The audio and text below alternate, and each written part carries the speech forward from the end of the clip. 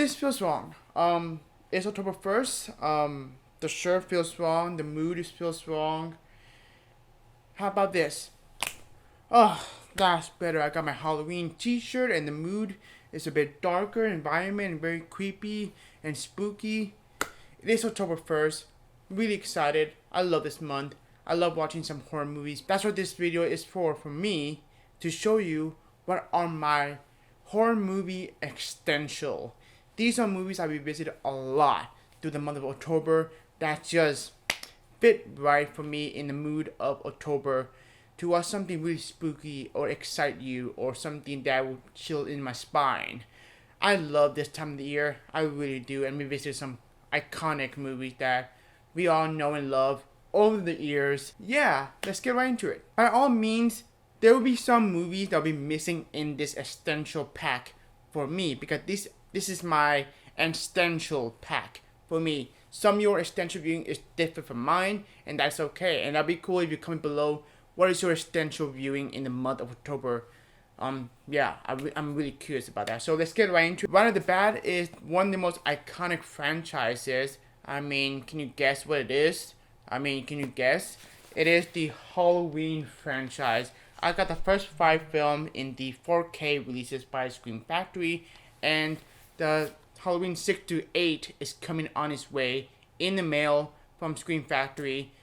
I'm really excited to get them. But I'm only going to talk about the first 4, not the 5th one. The 5th one is okay, but the first 4, however, are my most rewatchable ones. Obviously, the first film directed by John Carpenter and cinematography by Dean Cundy is iconic. Is one of the most celebrated films. As soon as the opening title starts, I knew I am in a good movie. This is one of the most, nostalgic film because I remember watching it on TV when I was very young age, when I was 8 years old, 9 years old, somewhere around that age group on AMC Fright Fest. And that was my first exposure to Halloween and my early exposure to John Carpenter, the director himself. And I knew that I'm going to love the franchise. And then I watched Halloween 2, which it became a favorite of mine. And I watched Halloween 3, which, funny story, watching this movie for the first time in a very young age, I didn't like the movie because Michael Myers was not in it. But over the years, this is one of those films, one of the most rare occasions that I come to appreciate Halloween 3, and then it became a favorite of mine. Halloween 3 is awesome. Tom Atkins is excellent. And Halloween 4, yeah, I like this movie. It's not great, but I really like it. And Jamie Lloyd is one of the most underrated characters of all time. And yeah, I love this franchise. You know the franchise. This franchise has been hit and miss over the years. Some bad ones. Now we got Halloween Ends coming out really soon in theaters. I enjoy Halloween 5, but it's not the best. I love this franchise. This is a must watch in the month of October because it will set you in the right mood. Child's Play 1, 2, and 3. Another franchise I've been revisiting a lot during the month of October is a must. Very nostalgic to me. I remember watching them for the very first time on AMC, the first Child's Play that had me hooked and just got me for life. But this franchise, just the first 3, not Bride and Seed, I'm not going to include them. I don't necessarily consider them canon. I only consider the first 3 canon. So yeah, don't attack me. Anyways, yeah, the first 3 are really fun to watch. Especially the first one. The first one is just so well made and so great, and it's a simple story yet so exciting to watch and engage me throughout the whole runtime of the movie, and it just feels nostalgic whenever I revisit the first Child's Play.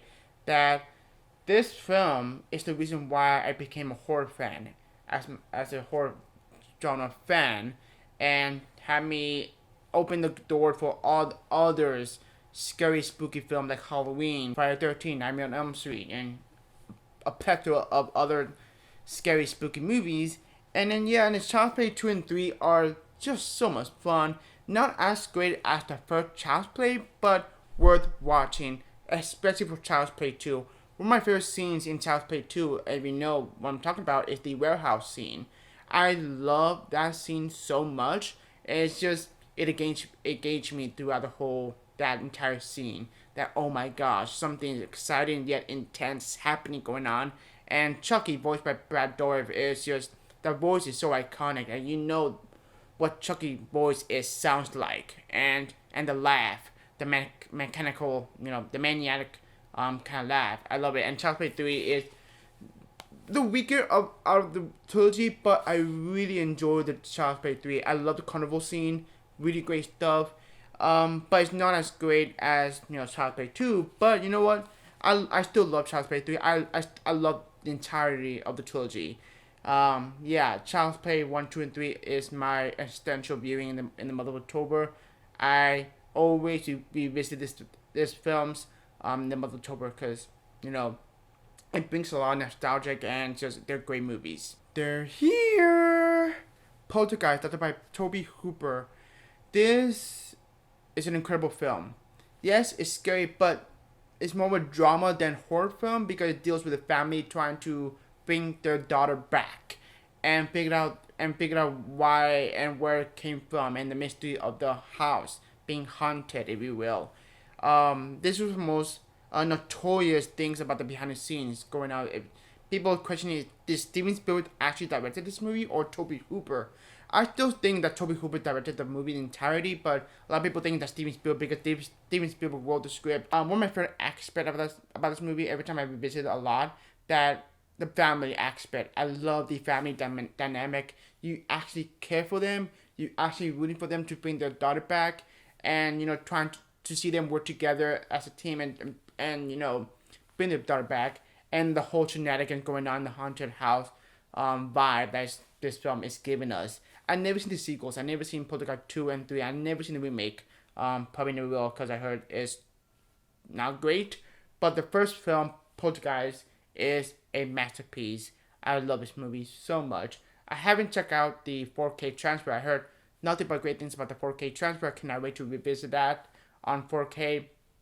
But the movie itself is phenomenal. It is so well written. The characters are so wonderful to watch. You see them the grow and the suffering and the struggles as well. And there's so many great iconic moments. Especially when Greg Till Nelson arguing with, I believe, his boss about why you did not remove the bodies. You removed the tombstones, not the bodies, and why. That iconic line that gets me every time. Yeah, so many great practical effects as well that just get me excited. Yeah, it's so well written, so well directed, and so well performed that you buy them as a family, as a wonderful family that they are, that they care about each other. Great film. I love this movie. This is a must revisit every October. The Exorcist, directed by William Friedkin. This movie, so good. Everything about this movie is just so chilling. The craft that the film was made. The direction, the production design, the performances, everything about this movie, the cinematography, the music is so well done. Warner Brothers, if you're watching this, please release this on 4K. I think it's time. To release this on 4K. This movie is a masterpiece. It's wonderful. Everybody knows this movie. Everybody recognizes this movie. Everybody knows, how the third act plays out. Every time the third act happens, it's chef kiss all the time. Every time that third act happened, I'm like, oh. Even though you're familiar what's gonna happen, if I know how this movie's gonna end, but still, it gets me excited and pumped up at the same time, and also go to the screen and I'm in, And I've never seen the sequels. I do own the sequel by the Scream Factory, Exorcist 2 and 3. But I am planning to revisit, not revisit, what I'm trying to say. I'm planning to watch the sequels for the very first time in the month of October. Funny story, my dad hates this movie. He saw it in theaters. He hates this movie. Because, the whole Exorcist part. But, funny enough, I love this movie, even though my dad hates this movie. And this is one of the movies I revisit a lot every October, because it's awesome. Love The Exorcist. Another franchise, the Evil Dead franchise, also Evil Dead remake. The first three were directed by Sam Raimi. Love every single one of them, even though they're all different on its own. Especially Army of Darkness, very different from these first two movies, but I love them so much. They're so much fun and crazy and bonkers and insane and just it's so much fun to watch. Especially the first film. The first film is awesome because it was shot like a very I mean, it's very small production, very cheap, simply made, and just the way it was shot, I was like, oh my gosh, this is how they did it. This is how they shot it. And Bruce Campbell is awesome. I mean, he's awesome in the sequels. Yeah, I love them all. I really do. They're great. I need to upgrade them on 4K. The 4K on Army of Darkness is coming up really soon. But I need to get Evil Dead 1 and 2 on 4K. Love this trilogy a whole lot. The practical effects is great. But the remake, however, is awesome. One of the better modern horror remakes out of the bunch. This remake is so well done. It's a perfect companion piece to the Evil Dead trilogy that it stands on its own, and really love this movie. I cannot wait to get the 4K that's coming up really, really soon. I love the remake so much. It's just, the gore is up to 11, and it's just so, disgusting, but at the same time, I admire that they actually did it practically. And the third act is so great. John Levy is a standout, great character, and I cannot wait for Evil Dead Rise, which is coming up in theaters next year, which I'm actually really excited for. So yeah, Evil Dead franchise, awesome. Let's take a break from the R-rated movies and transition to the kids' family-friendly horror movies. It's a great pumpkin Charlie Brown in this party holiday collection set. I also really want to upgrade on 4K, but anyways, it's a great pumpkin Charlie Brown is so charming and delightful and wonderful. A very nice breeze from all the chaos, the horror, the slashings, and all that. It's a very simple story, but very peaceful and wonderful, and something I revisit a lot over the month of October. And it brings a coziness in the month of October, that vibe that I love. So yeah, it's a beautiful story and just a wonderful. Obviously, it's not my favorite out of all the holiday special. It's Christmas. It's Charlie Brown Christmas, but it's a great pumpkin. Charlie Brown is, so much fun and just delightful. We got a couple stop motion animated films. The first two are from Laika. That is Coraline and Paranorman. Great zombie movie and a great creepy eerie movie. Both are kids movies, but they're very dark. In particular, Coraline, it is dark. Let me explain ya. So you got an evil mother who wants to sew the buttons onto Coraline eyes. Think about that. As a kid, that frightened me. That actually frightened me as a kid. It has scarred me for life, even my dreams. But Coraline is a wonderful stop motion. I love stop motion anime movies. But that about Heron Selleck, who did A Nightmare Before Christmas. Great movie, great atmosphere, and great eerie moments. You see Coraline Jones grow and mature a little bit throughout the whole movie, and figure out, and the realization what Coraline has been gone through too. And it's a great movie. I love this movie. I remember watching in theaters, freaked out. Thanks, mom and dad. Coraline, love this movie. This movie had becoming one of my favorite Laika movies of all time. So much greatness in this movie, and the stop motion animation is just wonderful. And Paranorman is also great. I love it. It's a great summer movie, but it's also have really funny moments and very great moment of themes. There's a lot of great themes going on, and message that this film is going to accepting who you are and not to be afraid who you are, and just embrace who you are. It's a great zombie movie, but a great message on top of that as well. Love the stop motion anime movie, and it's just a great zombie movie. I keep saying it's a great zombie movie. It is a great zombie movie for kids. Yeah, so many great moments. It's just, I love the characters. I love the team, the ragtag team that's so different from each other. Two of the best Laika movies, in my opinion. Wallace and Gromit: The Curse of the Were-Rabbit. This is very nostalgic, a childhood favorite of mine, but at the same time, a really great movie. It is such a great movie. Obviously, paying homage to the werewolf story and a werewolf movie as well. Even though I have not seen the movie, but I've seen this movie lots of time. It is awesome. Great, great horror movie for kids to enjoy, and lots of great moments. You know who Wallace and Gromit is, right? Like, iconic. But this movie is iconic. Should be iconic.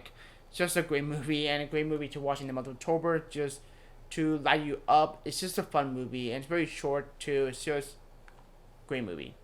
Now we're back to the R-rated stuff. Thrill Me. Night of the Creeps, starring Tom Atkins, the awesome Atkins. Awesome movie. This had becoming a new favorite of mine over the in recent years. I saw this during the pandemic time, 2020, and it blew me away. I loved it. This is my kind of movie. It's a great movie, and that's all I can say. Night of the Creeps. Thrill Me. Alfred Hitchcock, Psycho. What happens that has already been said. It's a masterpiece. It's well known. Norman Bates, the iconic twist, the iconic scene, the iconic music. Ding ding ding ding ding ding ding. You know what I'm talking about, right? It's wonderful. This film has a lot of great characters. And you're studying the character, especially Norman Bates. He played by Anthony Perkins. Wonderful performance by Anthony Perkins. Like, you can study him and see different emotion that you can see him in the movie. Do you trust him? Do you not trust him? And it's just a great character study. And it's also a great story. There's a lot of great moments in the movie that excites you and also intrigue. It's just well done. Everything about this movie is so well done that Alfred Hitchcock put everything, his love and heart and soul in this movie, making this movie. Because the studio refused to make this movie, and they didn't want to make a movie because they didn't understand why Alfred Hitchcock wanted to make this movie, and how Alfred Hitchcock wanted to keep it a secret as well. It's so astonishing and so well done, and you just give a massive prop to Alfred Hitchcock for putting this movie and being made, and it's well done. I love this movie and the iconic house. Yeah, Psycho, awesome. Well, I mean, come on. It's Psycho. Don't Breathe, directed by Freddy, starring Jane Levy once again, and this is the same director who did Evil Dead remake on like I mentioned, great remake, right? But this movie is incredible how they did it. It is intense. This is the type of movie that you have to see in the dark, and it feel like you're with them in the dark. Stephen Lang, man, that character, woo. What a character. I saw it in theaters, and still to this day, this movie blew me away every time I revisit this movie. And this is one of the movies I have to revisit in October that, oh my gosh, this movie is incredible. The third act, the entirety third act takes place in one location, and this character trying to figure out how to escape from the man himself, Stephen Lang, and just trying to survive, and just it's so intense, and it gets you. Like, this movie is intense for a couple of reasons why that this film plays out. And, Jen Levy is incredible in this movie, but Stephen Lang is awesome in this movie. I do not recommend watching Don't Breathe 2, though. Don't Breathe 2 sucks, but Don't Breathe is awesome.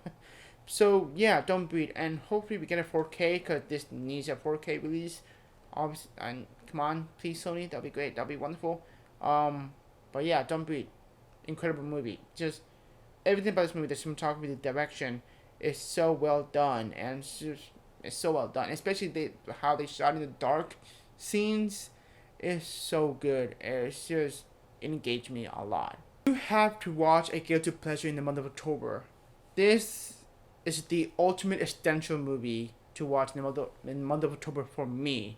This is my guilty pleasure, and yes, I know there's some flaws. I know there's some, bad things about this movie.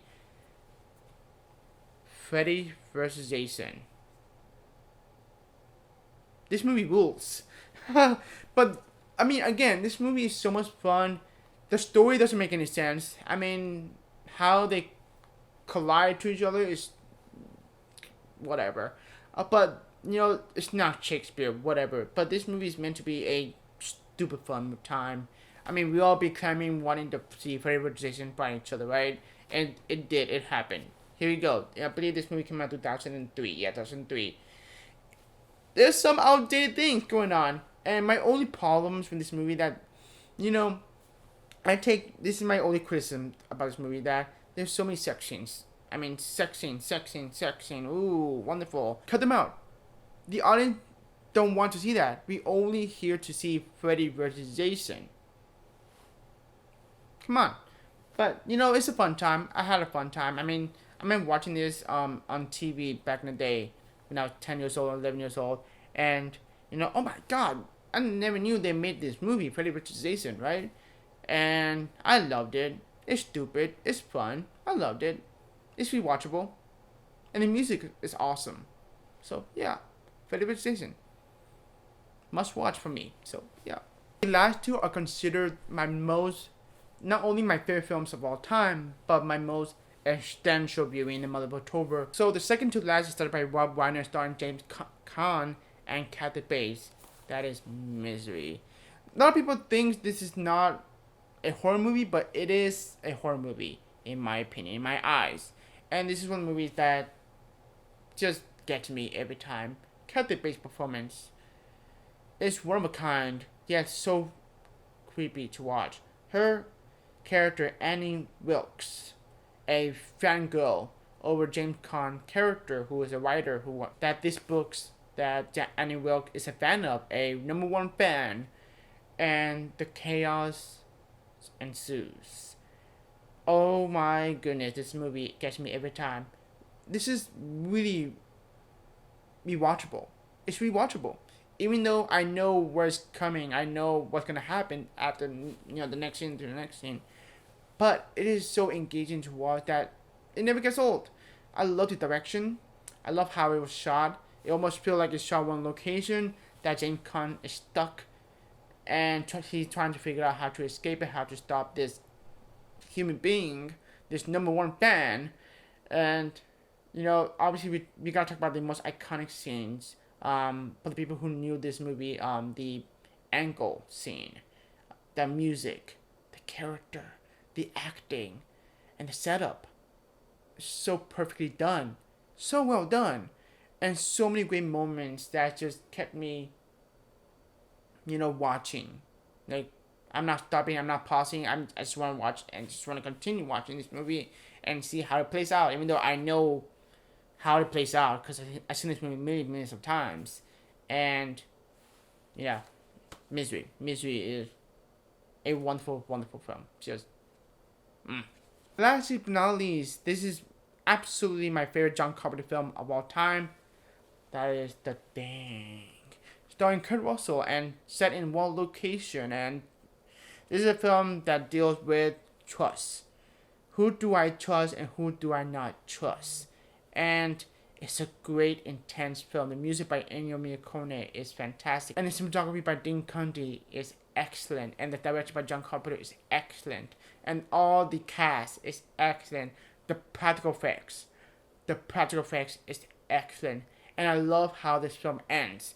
It ends very ambiguous, yet very downer ending. And I love that. I love about that. They didn't end a happy ending. Whoop-de-doo, we did it, There's more to it. There's, layers and depths to that ending itself. I love this movie. I remember like it was yesterday when I saw this movie for the first time on Netflix. I believe it was 2012 or 11. So basically, all my family was asleep except me, so I decided to watch The Thing on my phone. Underneath in the dark. I was underneath the blanket and all that, and I watched it. I was scared, especially in the dark, and especially that grotesque practical effects, that alien creep that you see in the movie. It's phenomenal. Everything. That's how I fell in love with the movie. Like, oh my god! After when I finished this movie, my first time watching it, I knew I loved this movie. And over the years, when I revisit the movie again and again and again, it gets better and better every time I'm seeing this movie and finding something new about it. I love The Thing. I really do. Just, yeah. There you have it, guys. That's my Halloween viewing essentials.